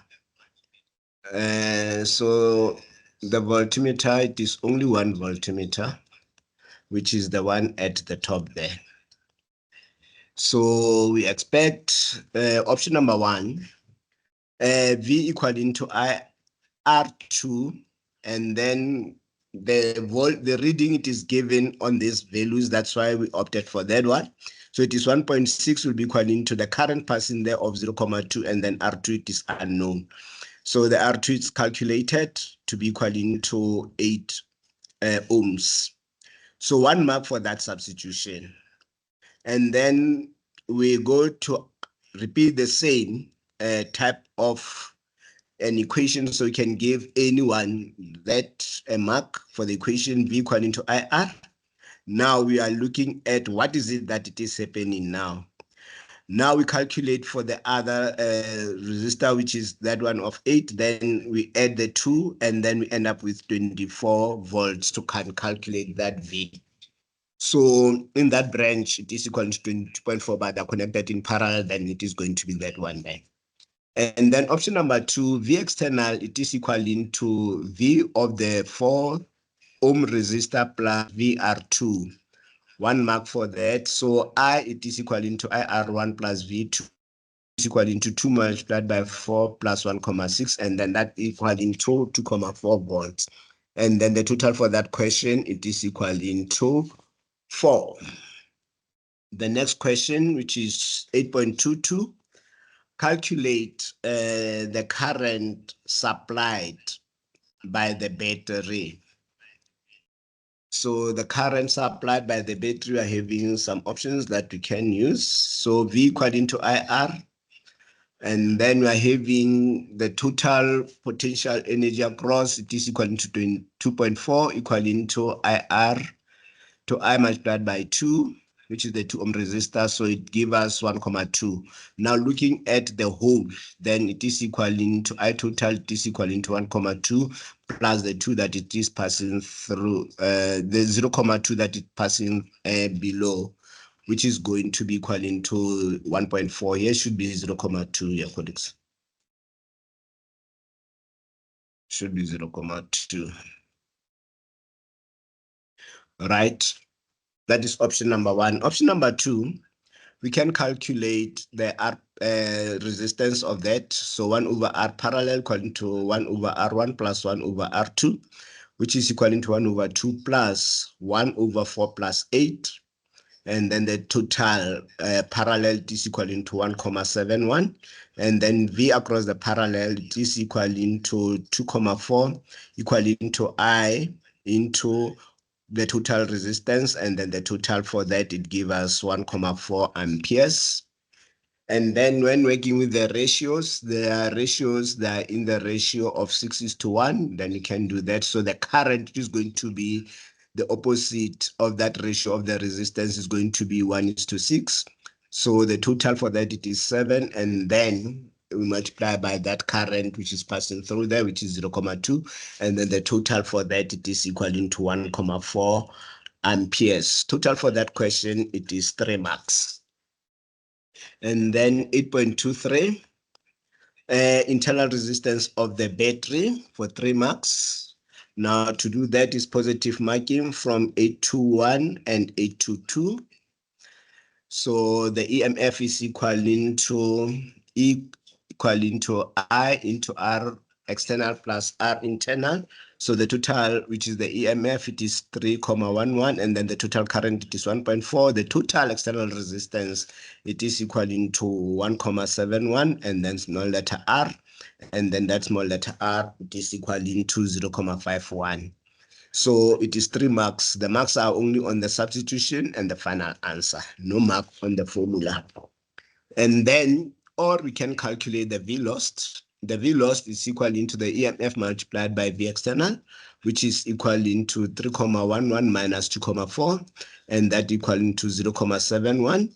And then that 0,71 equal to IR, which is the current passing through, which is 1.4, and then the small letter R. And then that small letter R, it is equal to 0,51 ohms. So the total for that, it is 3 marks. And then 2.4, power dissipated by the battery to the resistance, dissipated by the battery to the internal resistor, which is for 3 marks. So that power, we can use any of the power equations that we are having. So power according to VI.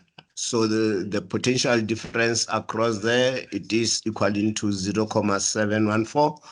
And then it is, then the current passing is 0,99 whatever. So our learners will just change it to whatever. 0,97 will accept. Okay. Our P is equaling to I squared R, which is equaling to 1,4 squared multiplied by the resistor that we are having, which is 0,51, which is the internal resistance. And then they can go to that. We are going to change that full stop to a comma.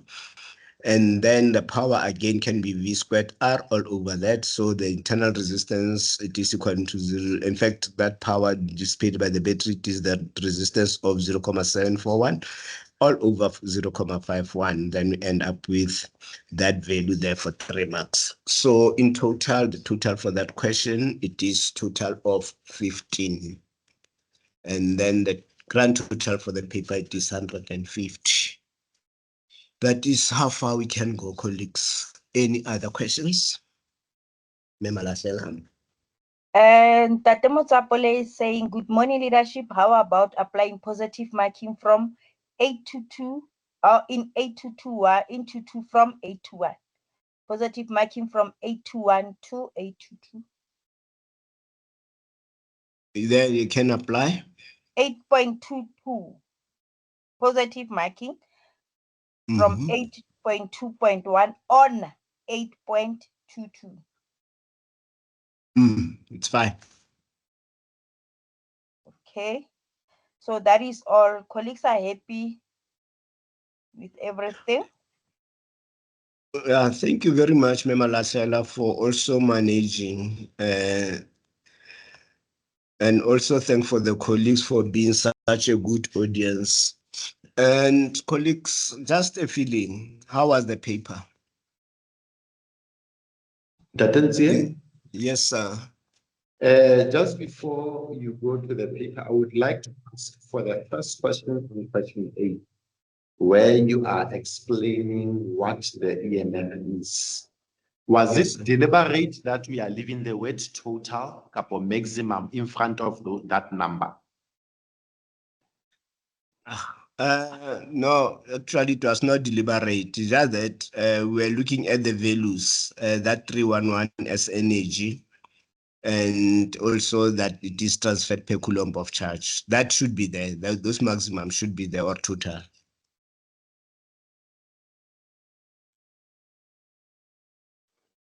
Answer that. Hello? It seems as if I lost Ntate there. Yeah, he Okay. muted himself. Okay. The other question says, is it allowed that learners manipulate the Ohm's law like it is done on the memo?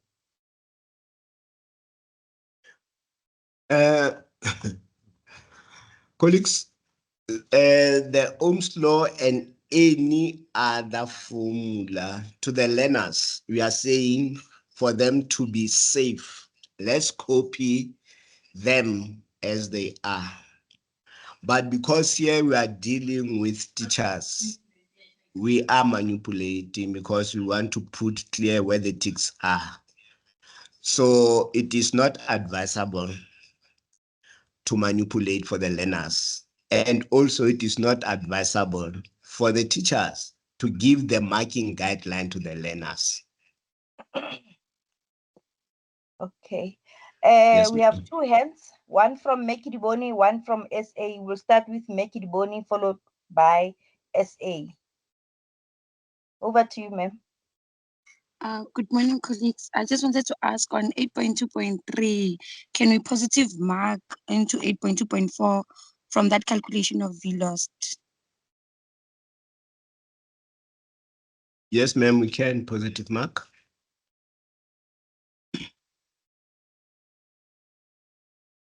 Yes, ma'am. SA? The paper was fair, I didn't see. Thank you very much. Second 5 is leader with the paper was fair. Thank you, Ntate. Colleagues, others? We have Ms. Khalo.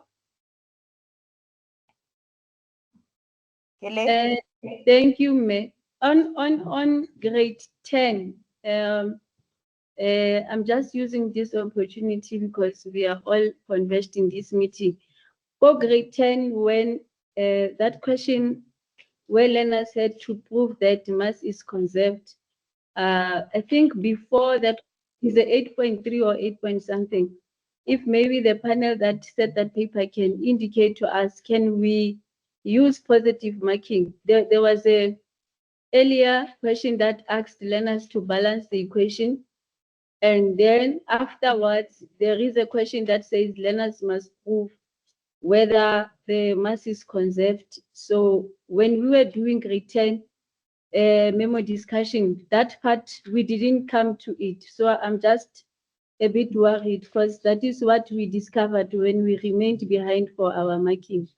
So if maybe we can get an indication on that last question of grade 10. Other than that, thanks for the paper. I just hope that NCA can just be a bit lenient on 7.4 as a plea, maybe after drinking coffee. Thank you. No, thank you, Ms. Khalo. And colleagues, really, we want to thank you for your contributions. And please don't forget to fill in the register. It is in your WhatsApps. And thank you for the panel that brought this paper together and set it to the level where it is. And colleagues, we need to up the game. We have seen what happened last year in November, the expectations and what it is now happening. So my plea also is, as we build towards September and any other training of our learners, let's try to look also at the trend and take a look at the September paper and maybe take some other things out of it and use this one also as we go forward and prepare. So I want to thank you on behalf of our subject advisor colleagues, to thank you for the support that you always give to us and the hard work that you are putting towards your learners under these trying conditions that we are in. And God, it will be there for you, will always provide strength and energy for you to can do better and better. We are looking forward to see you, and we want to thank you heartedly for what you have done. I'm not sure if Memanchu is still in here.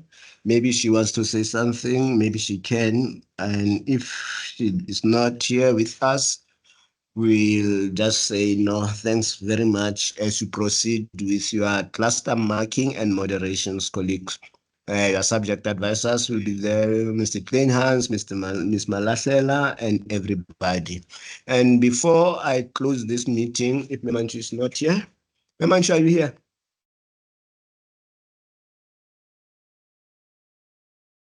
I know Memanchu is on leave, colleagues, and I want also to take this opportunity to can say to you, one of us, Mr. Sefo, is still in hospital. He underwent an operation last week, Saturday, but he is recuperating. So let's put him in our prayers, and whenever possible, just drop an SMS or a WhatsApp a message to him to try to encourage him to get well. I think from my side, it is okay. I see Memo Lahlela, there's some hands there, SA and Kelebogile. Those are old hands in that day. Those are old hands. Okay, no, thanks very much. From your side, anything? There's nothing. Thank you, colleagues. And then the other advice that we can give colleagues, please go and look for the June question paper, the supplementary paper, and work on it with the learners to prepare them for September and the final paper. Thank you. Thank you, me. Tate Mohapi, Tate Pamore, any other colleague, Marnas? Mr. Tenants? Nothing from my side, Minia. Thank you. Thank you. Okay. On Ntate Thabang, there's apparently there's a challenge with the YouTube link. Teachers could not join the meeting on YouTube. So they ask, when will the YouTube go up? Be uploaded. Now, this we had a recording of this, and I think we'll take up with our IT. And although Mr. Nambani now, I know he's in a conference, but I'll take the matter up with him, we'll take it up, and then it will be there. The recording will be there. Okay. Thank you, sir. Okay. Thank you very much, ma'am. Colleagues, enjoy the day. Thank you. Ma'am Anshu? I am in the meeting. I heard you said I'm not in the meeting. I would like to take this opportunity to thank the colleagues for attending the meeting and the memo discussion. And if there are still any questions or any clarity seeking questions or contributions, they can please send to their subject advisors for us to have a look at. And thank you very much also to the panel that said the paper. It's really much appreciated. It's a very good paper as well. And I would like to thank the grade 10 panel as well, because I couldn't thank them because we were busy somewhere where we couldn't talk and we couldn't hear clearly. But colleagues, thank you very much for all the papers. Really, we appreciate.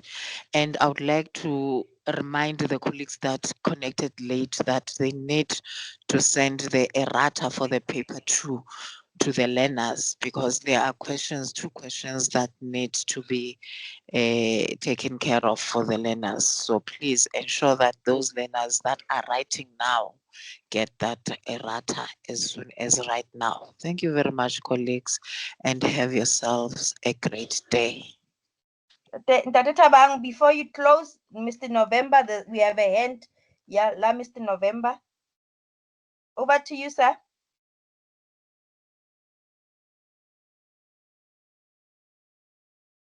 Ntate November.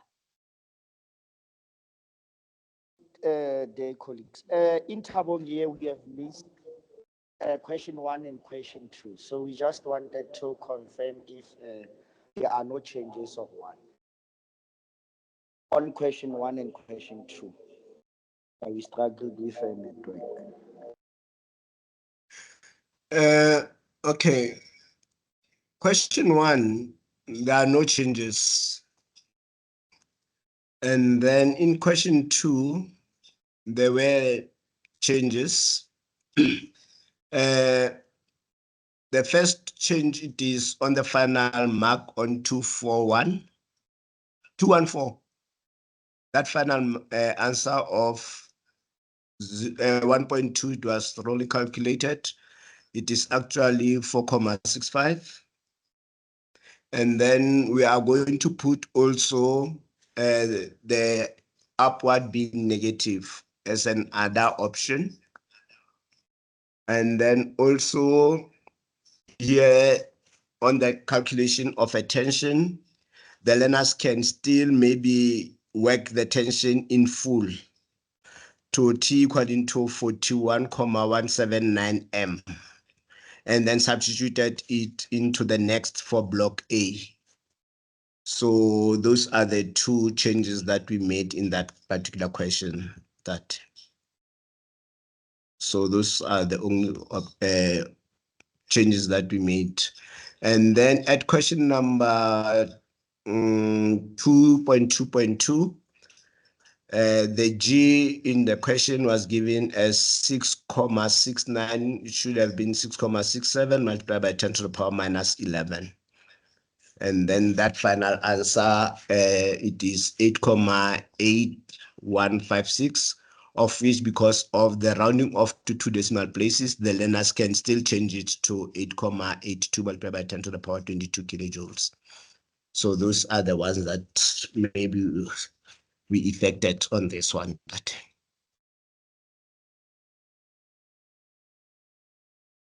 Are you okay, Mr. November?